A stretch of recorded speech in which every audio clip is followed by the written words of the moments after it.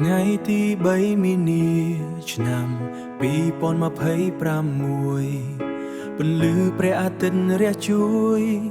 បំភ្លឺដួងព្រលឹងជាតិយើងមុនតកដូនតាដ៏មានតម្លៃកើនឡើងដែលបុព្វបុរសយើងបានបន្សល់ទុកជាកេរដំណែល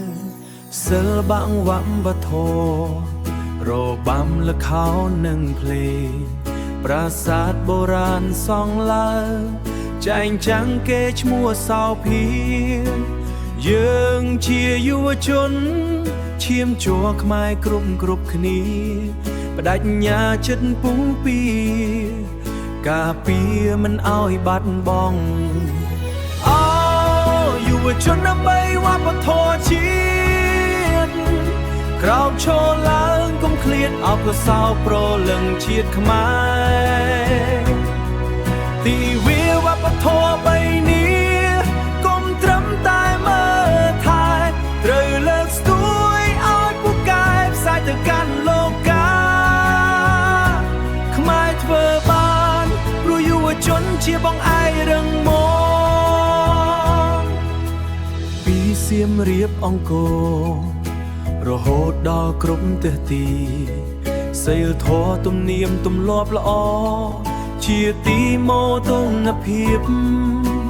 សិល្បៈឆ្លាក់ក្បាច់ចំឡាំងលើផ្ទាំងសេឡា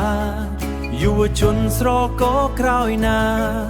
ចងចាំគុណបុព្វបុរសអូយុវជនដើម្បីវប្បធម៌ជាតិក្រោកឈរឡើងកុំឃ្លាតអបសោប្រលឹងជាតិខ្មែរទីវាវប្បធម៌បីនេះកុំត្រឹមតែមើលថែត្រូវលើកស្ទួយឲ្យពូកែផ្សាយទៅកាន់លោកកាខ្មែរធ្វើបានព្រោះយុវជនជាបងឯងរឹងមាំទោះយុគសម័យជឿនលឿនបច្ចេកវិទ្យាជឿនលឿនយ៉ាងណាក៏មិនភ្លេចរឹងកូនដូនតាដែលជាអត្តសញ្ញាណជាតិយុវជនរួមគ្នាថែវប្បធម៌ឲ្យរួងរវើឈាមលុបដ៏ត្រជាក់សម្រាប់កូនចៅជំនាន់ក្រោយបីមីនាស្មារតី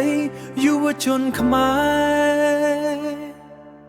ជាយោវប្បធម៌ជាតិខ្មែរ